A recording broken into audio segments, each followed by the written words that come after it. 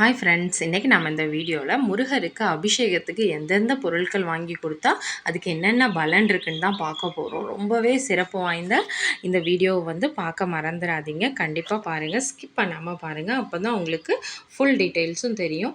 இப்போ தான் என்னுடைய சேனலை புதுசாக பார்க்குறீங்கன்னா மறக்காமல் சப்ஸ்கிரைப் பண்ணிக்கோங்க. அதே மாதிரி பெல் பட்டனையும் கிளிக் பண்ணிக்கோங்க. அப்போ தான் நான் போடுற வீடியோஸ் உங்களுக்கு உடனே கிடைக்கும். நம்ம அப்பன் முருகப்பெருமானை பிடிக்காதவங்க யாராவது இருக்க முடியுமா? ரொம்ப எளிமையான தெய்வம், ஆனால் ரொம்ப பவர்ஃபுல்லான காட். இந்த கலியுகத்துக்கான தெய்வமே முருகப்பெருமான் தான்.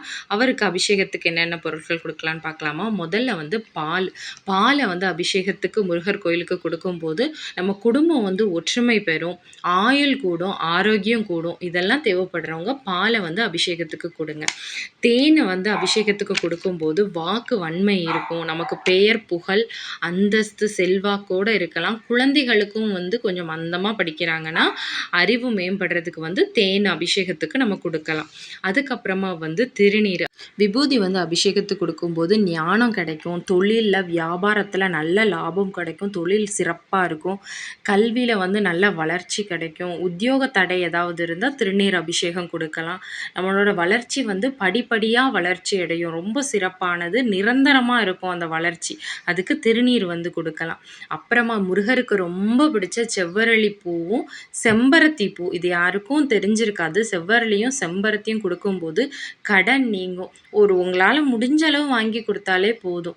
கடன் நீங்கும், ஆரோக்கியம் மேம்படும், எதிரிகள் தொல்லையிலிருந்து நீங்களாம் நிம்மதி கிடைக்கும், நிம்மதியாக வாழலாம். இந்த பூவை வாங்கி கொடுங்க. அப்புறமா கடலைப்பருப்பு பாயாசம், பொங்கல், சர்க்கரை பொங்கல், தினை மாவு, தேன், இதெல்லாம் என்னதுன்னா பிரசாதமாக கடலைப்பருப்பு பாயாசம், தினை மாவும் தேனும், பொங்கல், சர்க்கரை பொங்கல், இதெல்லாம் கொடுக்குறது ரொம்ப சிறப்பு, ரொம்ப விசேஷமான பிரசாதங்கள். இதை கொடுக்கும்போது மகிழ்ச்சி, சந்தோஷம் எல்லாமே நிலைச்சிருக்கும். அது மட்டும் இல்லை, முருகருக்கு ரொம்ப பிடிச்ச தினை மாவும் தேனையும் வச்சு நம்ம வணங்கிட்டு பக்கத்தில் கோயிலை சுற்றி இருக்கவங்களுக்கெல்லாம் தானமாக அந்த பொருளை கொடுத்தோன்னா தீர்க்க ஆயுள் கிடைக்கும். ரொம்ப சிறப்பு வாய்ந்தது. முடிஞ்சிச்சுன்னா கண்டிப்பாக தினை மாவும் தேனும் வச்சு முருகரை வழிபட்டுட்டு அது தானமாக கொடுங்க, ரொம்ப சிறப்பு. அடுத்தது பஞ்சாமிர்தம்.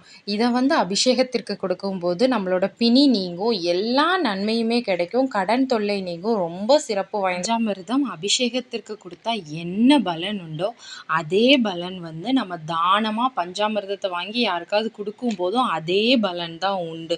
பிணி நீங்கும், எல்லா நன்மையும் கிடைக்கும், தொல்லை கடன் எல்லாம் நீங்கும்.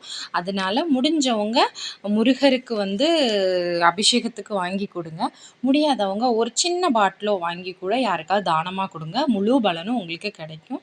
முருகப்பெருமானோட முழு அருளும் உங்களுக்கு கிடைக்கணும்னு நானும் வேண்டிக்கிறேன். என்னோட சேனல் பிடிச்சிருந்தா மறக்காமல் சப்ஸ்கிரைப் பண்ணிக்கோங்க. இன்னொரு வீடியோவில் பார்க்குறேன். பாய்.